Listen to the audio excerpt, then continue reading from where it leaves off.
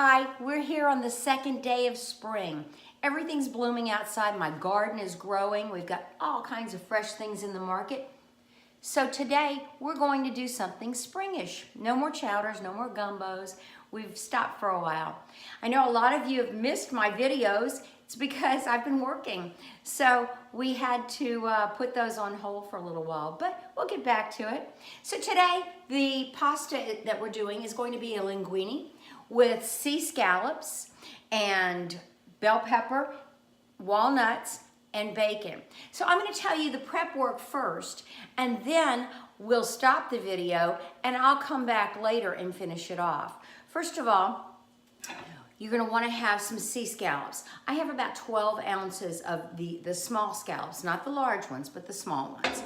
I've also prepped some thick bacon. I have 5 to 6 slices of thick bacon, which I'm going to slice up before, and this is going to make the sauce. There's no tomatoes or anything like that in this sauce. Now, I've toasted some walnuts over here. So I've got about 4 tablespoons of toasted walnuts. I used nothing else to toast them. I just toasted them in a pan. I'm going to use BR Cone olive oil. It's a nice extra virgin olive oil. I have here a ½ cup of red onion. I have a cup full of orange bell pepper chopped very coarsely, not finely. You want texture. Remember my thing about texture. I have some Fox salt. I also have some black pepper, and I have some crushed red pepper. This dish is really a nice dish and will serve 4 people.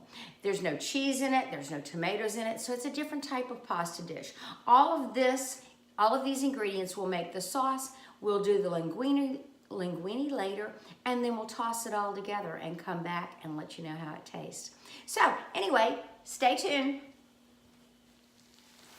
Hi, we're back putting everything together. Remember, I had gotten everything put together for you, chopped up, with the exception of the bacon. So I wanted to show you how we put it together.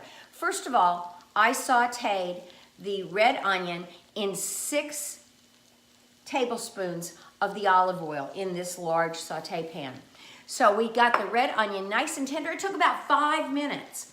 Then after we put the red onion in there, we took the orange bell pepper. Now remember, you can use orange bell pepper, green bell pepper, whatever color that you'd like. I like the orange for spring. I like the red for summer. And the green has a wonderful flavor. So we took that and put that in there and sauteed it for another 2 minutes. On top of that, and I forgot to let you know, there were 2 tablespoons of garlic, which I put in. Remember, the garlic always goes in later because you don't want it to be bitter. So after that was done, I used crushed red pepper, and it's red pepper flakes. So I put in between 1/4 and 1/2 of a teaspoon. Remember to adjust it to, the taste of your guest or your family. You don't want to put in too much. During the time that the video was off, I chopped up the bacon that I had on the side and made strips of it, and you can see it's in here already. So strips of the bacon. I like the thick bacon because the thick bacon really adds that texture that I'm so excited about. Then after we did that, we put in the walnuts. So the bacon and the walnuts go in toward the end. I used a really nice salt. It's a Fox salt. Careful though, because the bacon is already salty. And then I also used some black pepper. And the black pepper we must be careful with, because if you put too much, if you've already got pepper in there with the crushed red pepper, you're going to have too much heat. But there's going to be a different taste between the black pepper and the crushed red pepper. So the last thing we're going to do now is we're going to add the scallops. So I have the sea scallops all ready, and then this is my sauce mixture, and I will throw the sea scallops in, cook that for about 2 minutes, and then I will toss it with 12 ounces of linguine. So today I'm just going to use the Skinner linguine, but there's some beautiful linguines that you can get at the store. I would recommend trying some different ones. Use a spinach linguine. Use a tomato linguine. But anyway, we're good to go on this after this goes in and cooks for about 2 minutes. If you find that you want more sauce, you would add a little bit more olive oil.